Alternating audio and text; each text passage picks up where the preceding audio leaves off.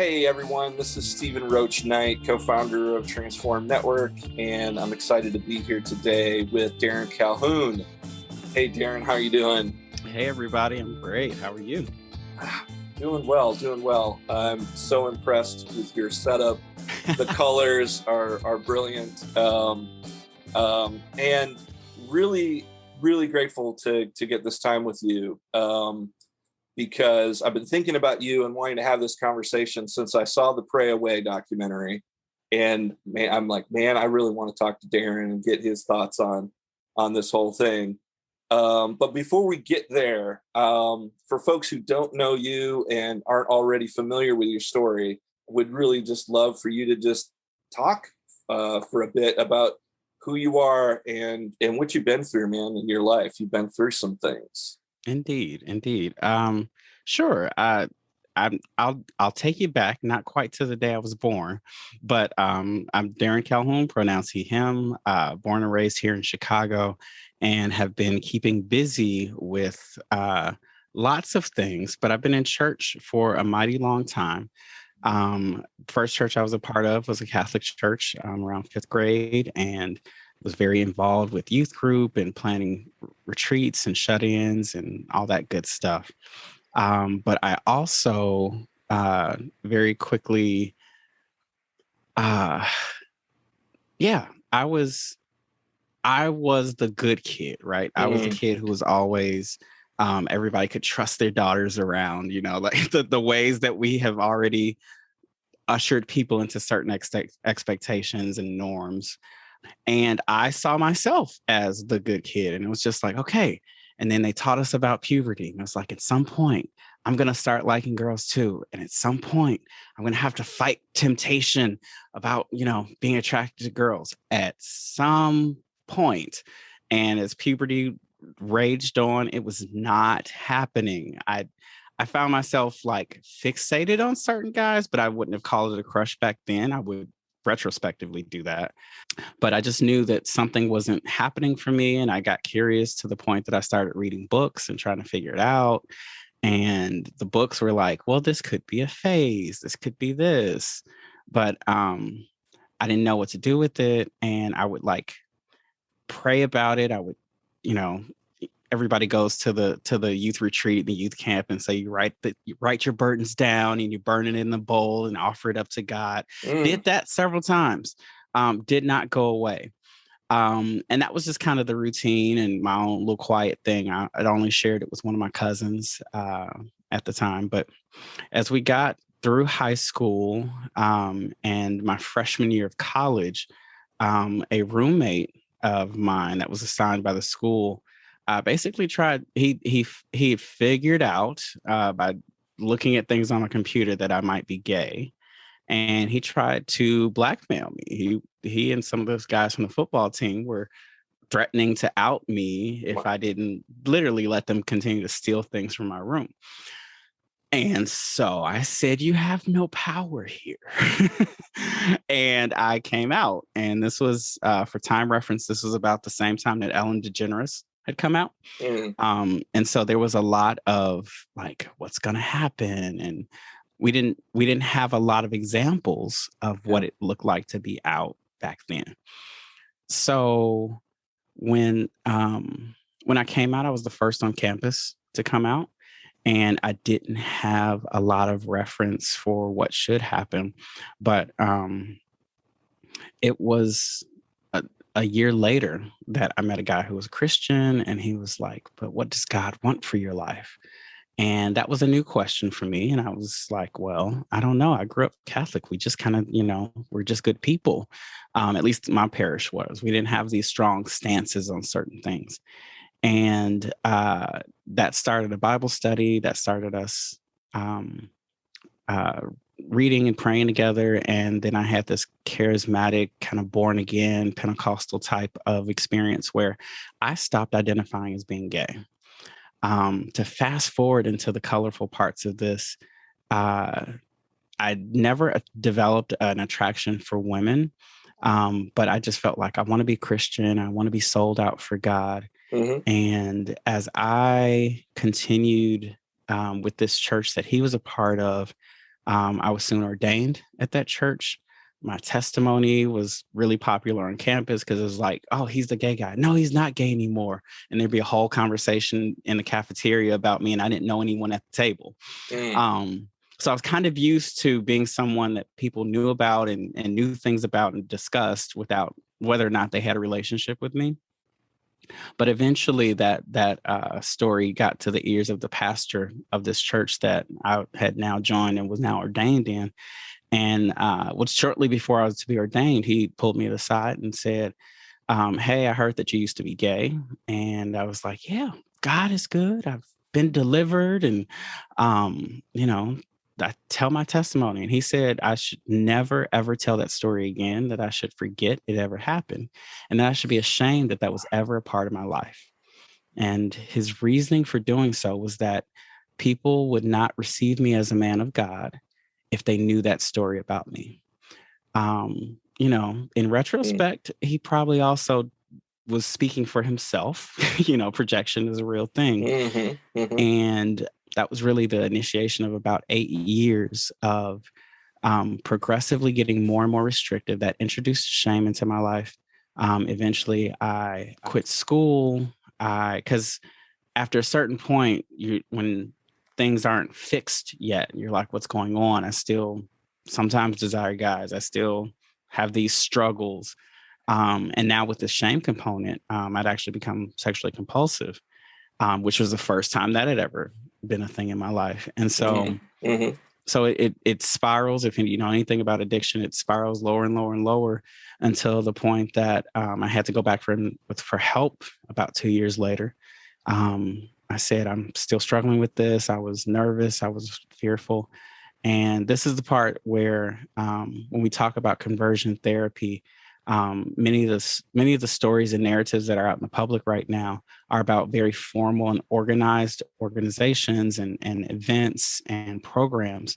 But what I experienced starting in this point wasn't formal. It was my pastor doing what he thought should be done. He didn't consult anyone. There was no other resources or books that he was reading. And this is what makes it so hard, because even as we have this current public discourse about conversion therapy, I think a lot of the people who are outside of mainstream white evangelical spaces probably won't even pay attention. And so he put progressively more and more restrictions on me to the point that I eventually moved into the basement of the church. I cut off friends and family. I quit school. I shut down my business doing photography and graphic design. And I became just 24/7 dedicated to trying to become straight so that I could go to heaven. And in doing so, I became super depressed. I had ideated about suicide. I became hopeless because I was giving up everything. The faith part of me was like, hey, if you forsake all and take up your cross and follow Jesus, that God will reward you.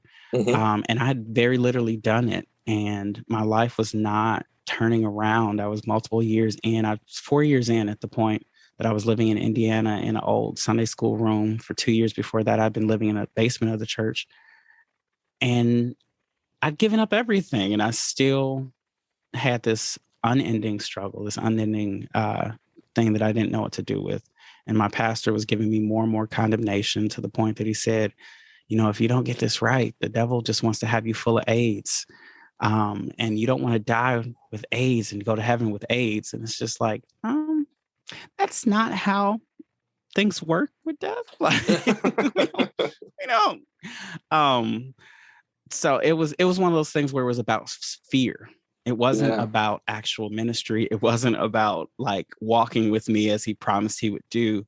It was about his fears being projected onto me, and basically him putting me in the place where I thought I had to work out what his misconceptions were and his misunderstandings were. And in me retrospecting, I'm seeing that that's a big pattern. Like, so many times churches don't know what they believe about this stuff. They know they have gut or emotional reactions, or they have just kind of assumptions. And then they make those into policy. They make those into the ways that they lead their congregation. Yeah. And in the meantime, none of it's been applied to real people who are living and breathing and have to live with those demands and restrictions. And so I think even when people are well-intentioned and mean well, it's created some really harmful patterns in the world. So that's a quick arc of what happened. Eventually, I did leave that church, continuing to follow God, but it would be another 9 years of me struggling through a church that wasn't as bad as that one, but that continued to put the onus on me to figure out their theology. Right. For 4.5 years, you were essentially living in the church. You had given everything up. I mean, what was your role? Were you working for the church? And what was this church supposedly doing to try to disciple you or help you come out of your gayness? You know, like what was happening for 4.5 years that, if you're comfortable describing discipling that. What's discipling? This was at first it was things like, well, be in the prayer session and just, don't hang around any gay people, and again, the logical mind is like, oh well, that makes sense.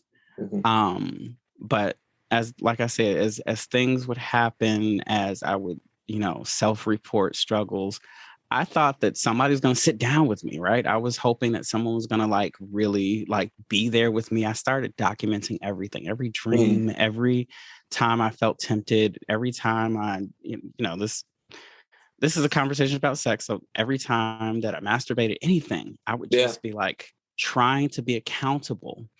But all I got back from my pastor and the other church leaders, mainly my pastor, was, okay, well, I'm going to get to you. I'm going to get to you. And instead of getting around to actually meeting with me or counseling me, it was just putting more restrictions on me, unless it was to do a personal errand for them.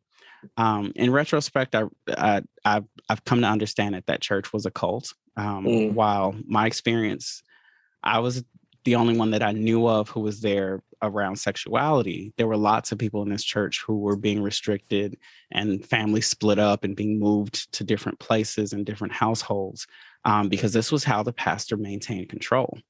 And I think that control piece is actually very common through a lot of stories that are like mine, where we're in these toxic or spiritually abusive churches, and behavior management is the thing that they're doing, and that gives the appearance of spirituality and that gives the appearance of change and growth.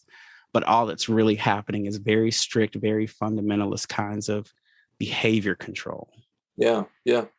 Were these white religious leaders, Black religious leaders? Great question. Yeah, this church was 99% Black. We were on the south side of Chicago, and we actually had distrust and mistrust of white churches and white leaders, to the point that we kind of held the idea that they weren't really saved, that unless they were under a leader like ours, even that language of being under a leader is funny to me now. But unless they were under leadership, right? Everything's a hierarchy. It's built into the whole setup. Yeah. That we just thought that they weren't really saved. And so that also is probably why, even though there was a larger conversation going on in the world about homosexuality and LGBTQ rights, we were completely divorced from it. And why even the idea of identifying as gay or saying you're gay is like bringing this on you or bringing this spirit on you. And so we didn't want to associate with any of that. And I think that's another important piece of this, that for many people of color, especially Black folks like I was in the midst of, we're already a subgroup or a minority in a larger world. And so the ways that we're used to being other and separate and trying to figure out our own way kind of it makes us insular, and it's fulfilling. Like in some ways, it's just like, yeah, white people have been untrustworthy in so many ways already. Why would we look to them or partner with them in these more personal, intimate, spiritual matters? And so yeah, it comes with its own cultural information. And it wasn't until later when I met Latin people and Asian Americans who their churches were the same way, even though they had a different set of cultural practices, that being a racial minority in a larger white-centric society meant that we developed these same struggles for power, struggles for control, these deep-seated, this weird dance between assimilation and being other and being different. We're not going to be like them. It was a really unique dynamic. So as a white guy looking at the Black church, my what I hear you describing kind of fits with what I have seen, in that the Black church is this cultural place of safety, unless you're gay, and then there's this real keep it on the down low kind of thing. Like the Black church is pretty progressive when it comes to a lot of social issues, but it's still, by and large, predominantly sort of, it's, I hesitate to say anti-gay, but anti-gay in the sense of, don't ask, don't tell, keep it on the DL. Yeah. Go ahead. What's up with that? Yeah, you're talking and you're leading us into some really good stuff. My friend Luther is doing research right now about anti-gay sentiment within Black church specifically, and he addresses one of the things, which is a larger societal view that POC churches are more homophobic than other groups or white groups, and it's weird. That's not true, but because we like to weaponize people of color, we make it seem like, for example, with Proposition 8 or, things that happened around marriage equality, Black and POC church leaders were targeted by white-led political organizations and churches to rally them and also make confusion, and then ultimately blame them for regressive political action and policy. And again, we already have that isolation and that split. It seems very true. It seems very logical. But also, when you come to what's happening within our churches, there is this thing of if you're not a cisgender heterosexual man, then you're also left out. Like, if you're a woman, if you're poor, if you're disabled, like there's a lot of weird in-crowd things. But because this is the intimate, closer family structure that you have, you're not going to disrupt that too much. You might be a woman preacher, as they say, or you might, find that kind of acceptance. But for the most part, many people that I know, for example, the largest concentrations of Black gay worshipers that I know of in Chicago go to openly anti-gay churches. Wow. But they have the music, and they have the culture and the familiarity. They aren't looking for a church that's a quote unquote gay church. They want to be in a church that reminds them of grandma and reminds them of family and what they're used to culturally. And so what happens is the money goes into those churches and the creative talent and the energy, and the churches have just developed this don't ask, don't tell. As long as you don't acknowledge it, or as long as you don't bring that in here, air quotes, then it's fine. But if you acknowledge it, if you get caught in bed, like some of Tyler Perry's performers have done, like, you have to deny, and then we'll just move right on. Doesn't, nothing, as long as you're willing to deny, like Bishop Eddie Long, who passed away, all of this scandal, all of this legal action, but that's the man of God. You know, we stand by the man of God. There's a very interesting way that because of the larger oppressions, we feel like this heightened need to be defensive and to like protect our own, often to the harm and disadvantage of those people who are our own, who harm others in our own communities. So it's a hard both and. It's not as bad as the media likes to say it, but it also is bad in ways that I think people outside of the communities and even inside don't always get or haven't articulated. Yeah. I really appreciate you helping me understand kind of all of those dynamics. So you kind of referred to this sort of cultural moment that's happening right now. Like we have this big kind of documentary out in the mainstream, Pray Away, that's come out. For folks who haven't seen it, it sort of delves into kind of the history of Exodus International and so, you know, these types of organizations. And I appreciate what you said in sharing your story, that's kind of the dominant conversation and narrative. And it doesn't really touch on your experience, or like, how many other people do you think, I mean, do you have any sense, have you been in contact with that have similar stories to yours, but it wasn't connected to one of these, you know, organizations or networks? It was just my church, my pastor, you know, this Bible study. Yeah, most of the Black and POC people that I know, unless they were in an evangelical context at some point, had an informal experience that was just their pastor said, hey, you should get married to this woman if they're a guy. And my pastor did try to set me up on a blind date as a response to one of my sexual failures. It was like, what? Yeah. Or they would counsel them to not talk about that, or, you know, whatever like that. I have friends who are in active ministry right now on their second heterosexual marriage. And it's just like, okay, I love you and I'm be supportive of you in whatever ways I can. I do believe that there is a valid space for things that are called mixed orientation marriages, where someone is identifying as gay and they're open about that with their spouse or whoever is significant, but they believe in faith that heterosexual marriage is the best way for them to go forward or to create family or whatever.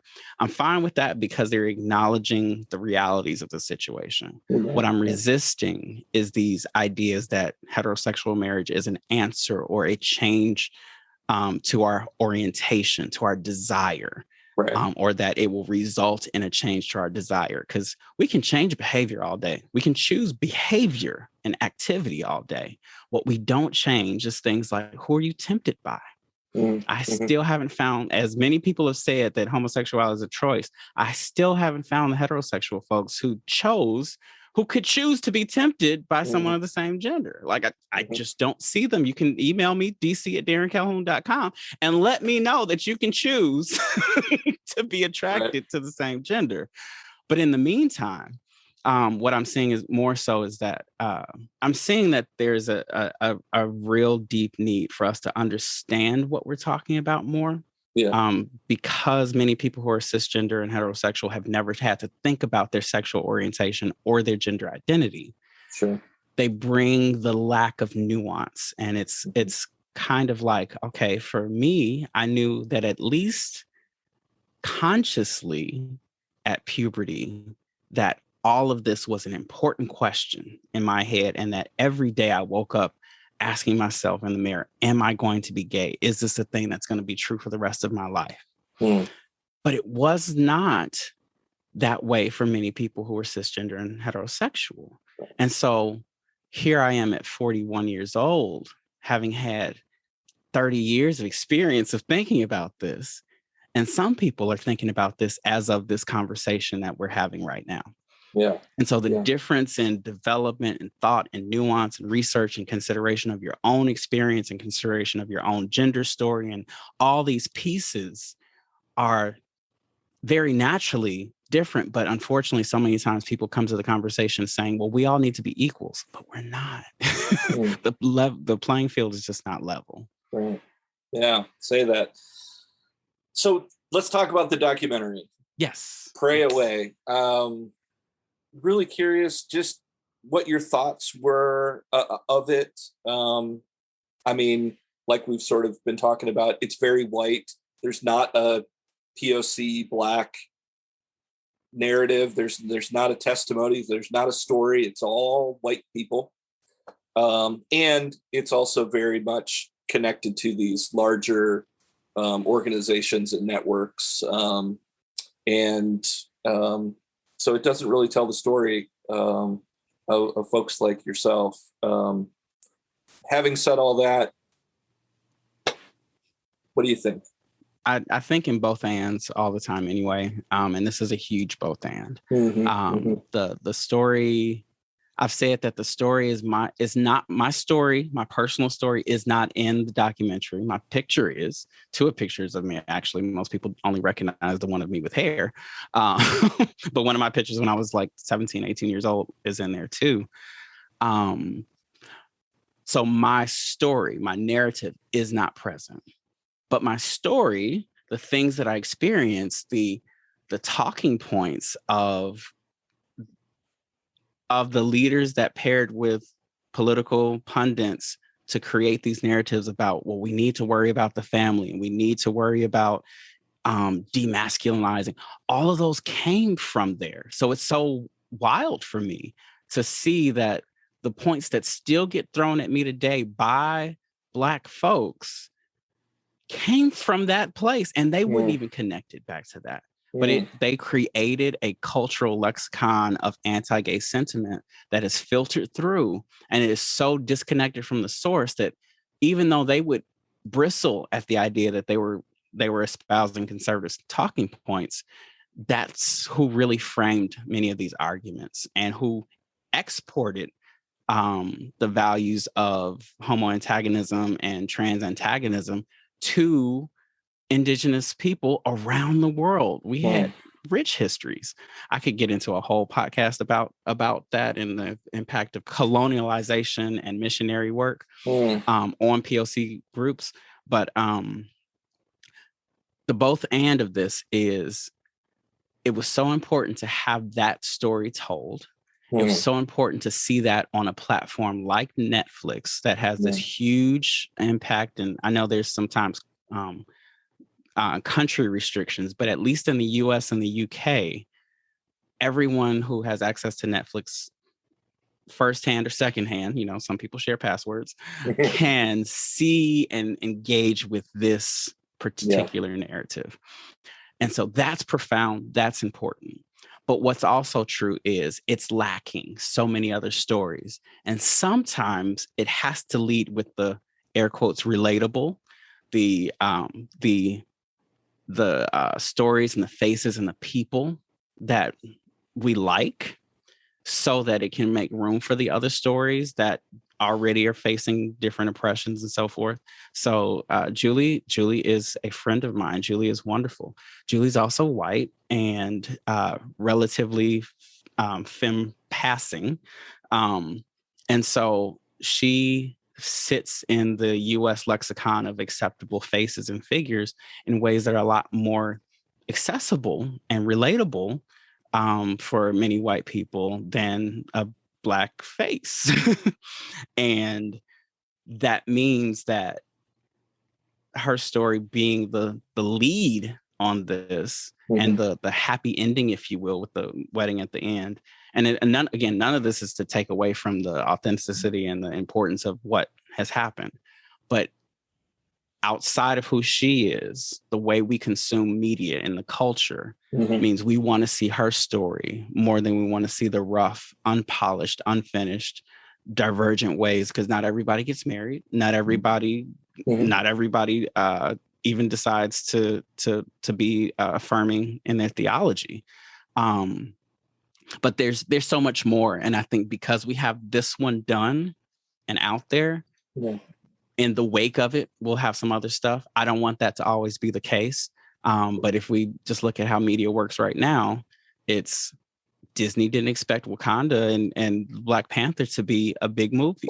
And so they didn't put any funding. They didn't even make toys for it. And then all of a sudden, everyone liked it, including not just Black audiences. And it was like, oh, well, we need to give this director more stuff. We need to make some toys. We need to brand and market. And let's get on it. So I think the same kind of thing is potentially what could happen here, where Pray Away sets the tone that we're ready to have a conversation about conversion therapy, and that there are more stories to be told. Yeah. What are some of the resources that are already out there that you would sort of recommend and encourage folks, if you're going to, watch this documentary and have a conversation about it, be sure to include, besides obviously this conversation that we're having right now.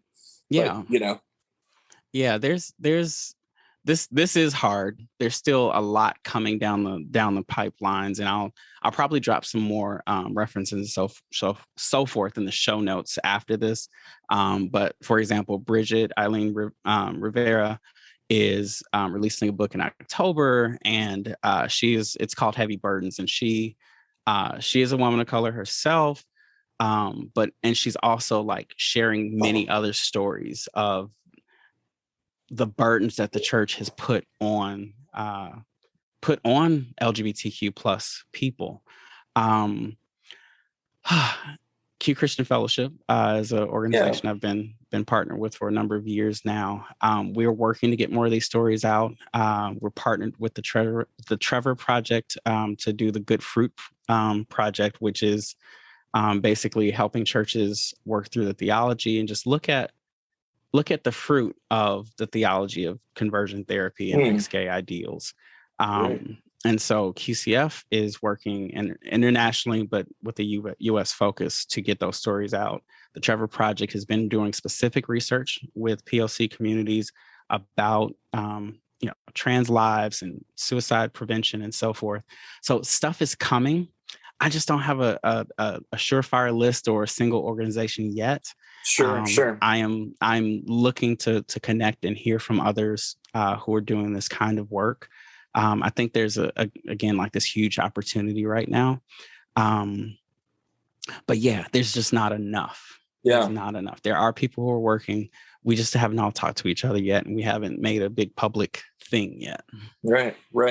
And of course, you're out there. You've been speaking on this and writing about this. You're available. What for churches to contact you, to consult, to speak? Yes. Obviously, we've had a pandemic going on. Have you been traveling much during all this, or are you mostly just doing virtual stuff right now? I've been showing up all over the country from right here. This is my set. This is my presentation space. But no, we the band I sing in, the Many, we at the very beginning of the pandemic, we shifted entirely to online presentations. We held Lament together to give people space to just grieve and to name what was going on. And we pivoted, instead of doing in-person gatherings, which were almost the only way you would have known about us, we started creating these online experiences that eventually started, people who were having church services or people who were having conferences started inviting us and booking us for those.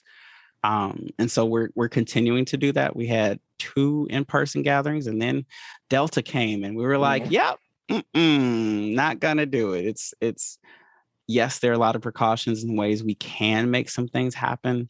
But it makes more sense for us to put our resources into something that's sustainable for now. Just hope that what people gather from this is not that any one of us has to have all the answers or all the solutions or have it all worked out or know all the things, but rather for us to find what is our role in the larger story, what is the part that we can contribute that maybe nobody else can. And I mean, we already know that a single person showing up and just using the correct pronouns for a trans kid reduces their suicide risk by 50%. They only need one adult to do that. Wow. So you might be the one adult in your church who is campaigning against conversion therapy or anti-gay sentiment or just the antagonism, because people get worried. It's like, it's not homophobia. I'm not afraid of anybody. okay, let's call it antagonism. Stop being antagonistic toward LGBTQ people and figure out, how do we be practically loving? How do we show up for the people who may not even identify yet? Right? Like I was a youth in school and didn't identify as gay, but I was in high school, I was in college, and before I came out, and didn't identify as gay, but I was, and I heard all the conversations. I heard all the sermons. I heard all that stuff. And when I identified as somebody who didn't want to be gay, my pastor was still doing these anti-gay sermons and talking about, well, people, if they struggle with that, they got to come to me with some bass in their voice, doing these very just like weird, hyper masculine, hyper macho ideals. We all can resist that. We all can make space for people to live and exist and to be. And it doesn't have to be because we agree with them theologically. It is like everyone's made in the image and likeness of God. And I think we all should be protectors of that image and likeness in our siblings who are around us. Amen. Amen. That's a word, brother. That's a word.